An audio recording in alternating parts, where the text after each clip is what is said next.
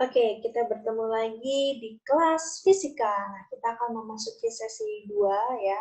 Wiran harapkan kalian sudah mengisi daftar hadirnya di Google Classroom. Oke, tanpa membuang banyak waktu, mari kita belajar fisika. Oke, Wiran akan tampilkan materinya hari ini ya. Pertemuan BDR Fisika sesi yang kedua bersama dengan Wiran.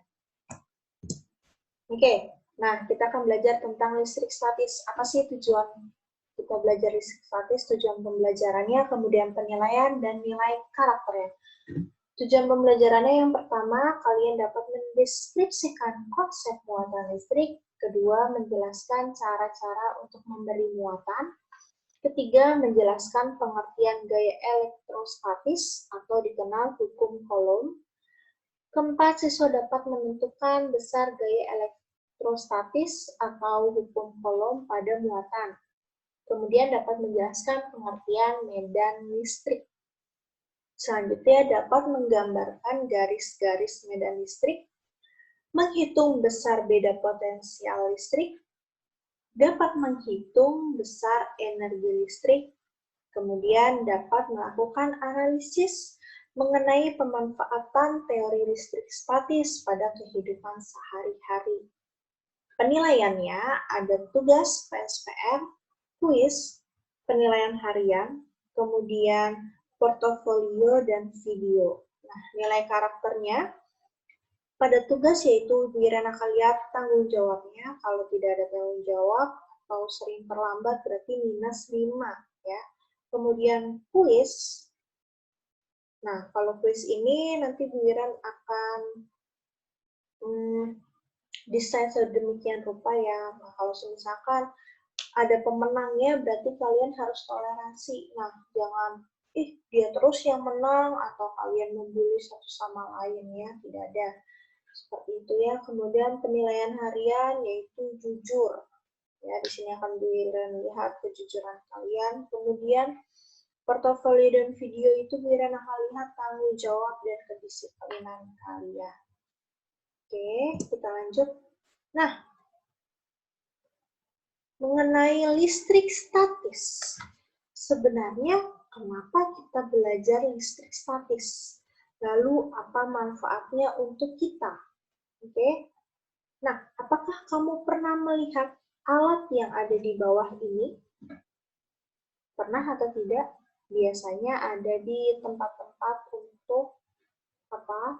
Ya, memfotokopi. Ya, ini adalah alat untuk fotokopi.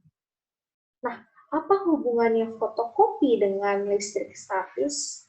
Ya, jadi para ilmuwan jika tidak menemukan konsep listrik statis, maka kita saat ini tidak dapat melihat bagaimana bentuk fotokopi yang kita lihat sekarang. Ya, jadi fotokopi ini adalah salah satu penemuan dari listrik statis. Kemudian dengan mempelajari bab ini, ya, kita bisa belajar lebih atau bisa membuka jendela lebih luas dan bisa mengembangkan kemampuan yang kamu miliki. Siapa tahu di ke depan kamu tertarik untuk menjadi ilmuwan atau tertarik untuk menciptakan sesuatu, menjadi bisnis, seorang pembisnis ya. Kalian bisa menciptakan alat-alat dengan teknologi ya. Kemudian maka dari itu, mari kita sama-sama belajar tentang listrik statis. Nah, listrik statis itu ada hubungannya dengan muatan listrik. Oke. Nah, di sini ada gambar siswa yang bingung, Bu Iren ilustrasikan. Apa itu muatan? Apa sebenarnya muatan itu? Kemudian sang guru menjawab, iya, kalau kita lihat dengan sekilas, muatan listrik, kita ambil kata muatan, berarti itu artinya isi atau barang yang dibawa. Lalu apa hubungannya dengan listrik? Berarti apa yang dibawa oleh listrik? Ya. Kemudian sang guru menjawab, Yang dibawa oleh listrik adalah atom-atom. Artinya listrik adalah sekumpulan atom-atom. Ya, kita lanjut. Nah, di sini ada beberapa teori mengenai atom. Ada beberapa ilmuwan yang mengungkapkan pendapat. Yang pertama yaitu John Dalton.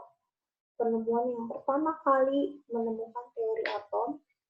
Beliau membuktikan bahwa bagian atom merupakan bagian terkecil dan tidak dapat dibagi-bagi lagi.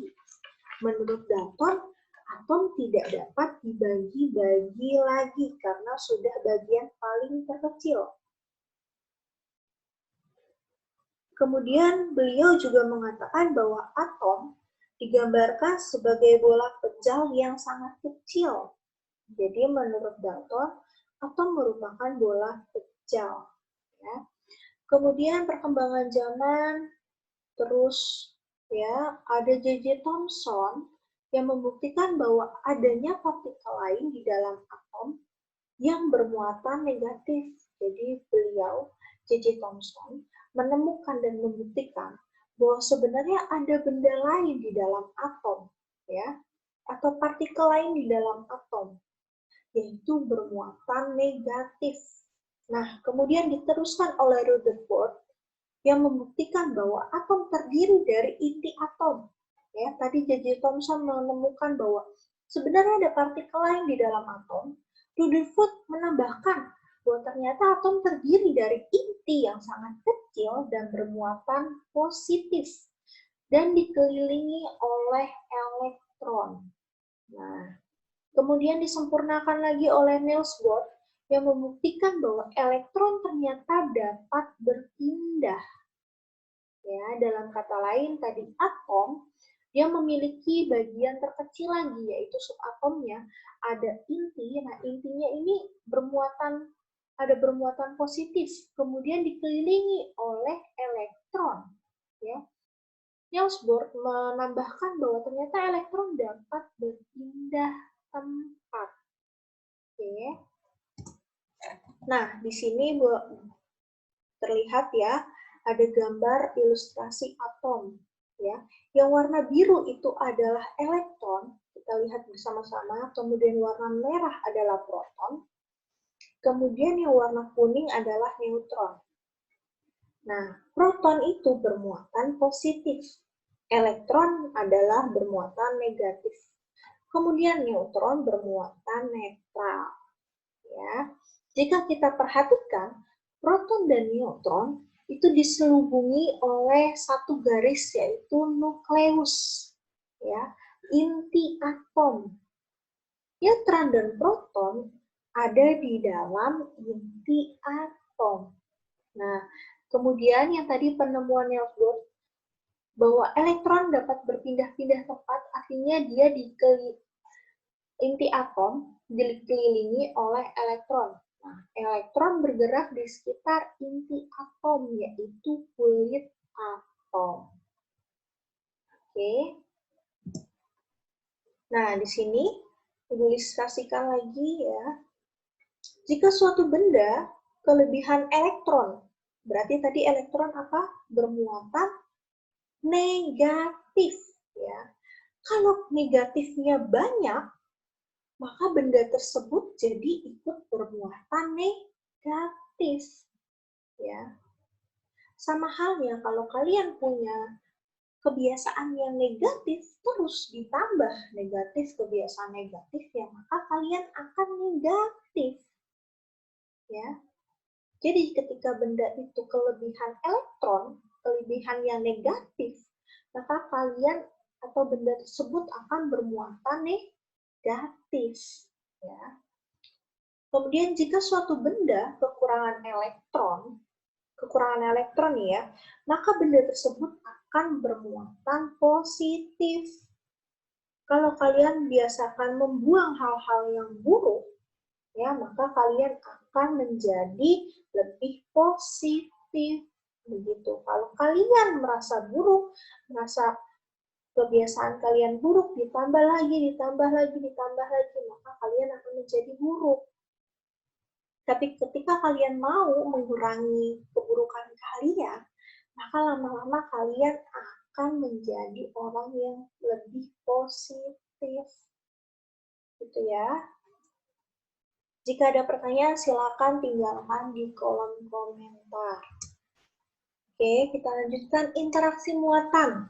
Nah, jika benda bermuatan positif, jadi ada benda bermuatan positif, didekatkan dengan benda bermuatan negatif, maka benda tersebut akan tarik-menarik. Ya.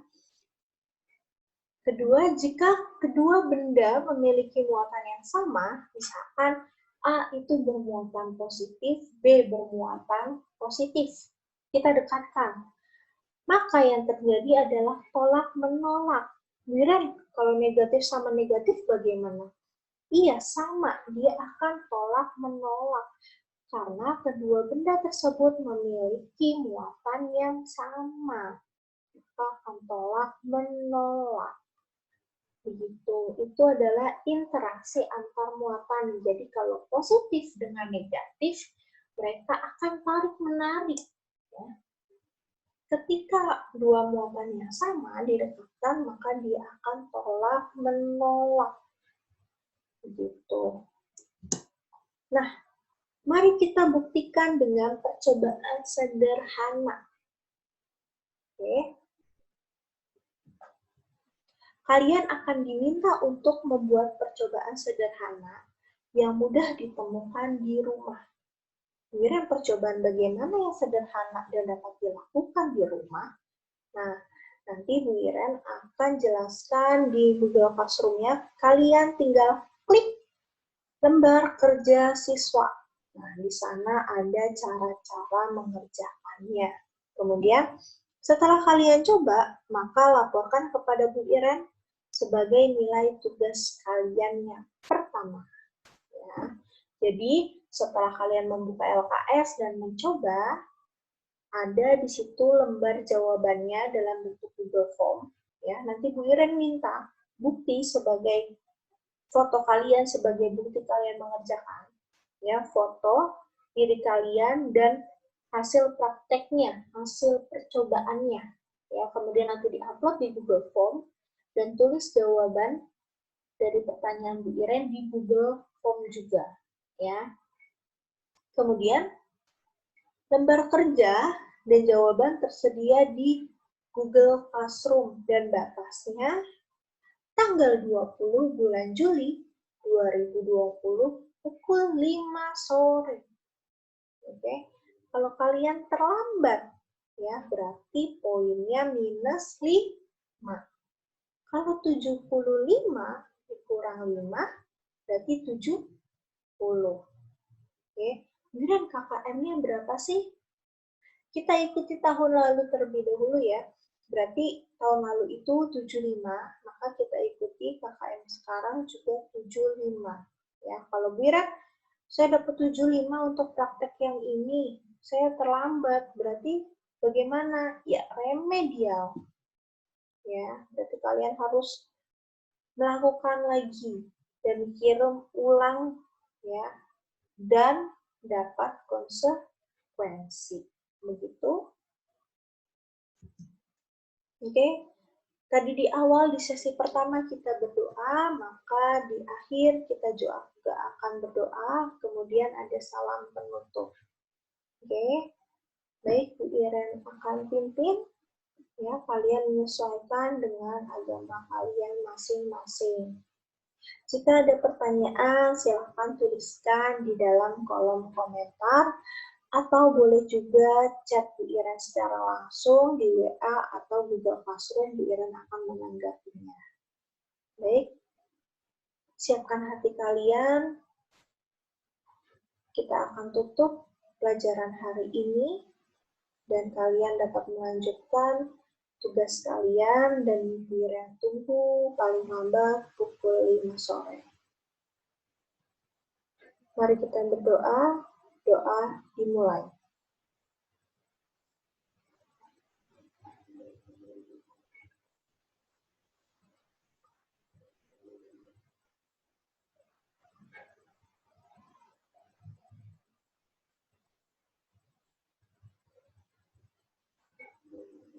Doa selesai.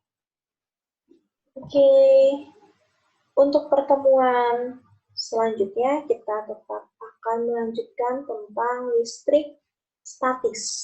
Ya, kita akan masuk ke bagian yang kedua, yaitu tadi tujuan pembelajaran. Tadi yang pertama kan sudah ya, kemudian yang kedua sudah, berarti ke tujuan pembelajaran yang ketiga.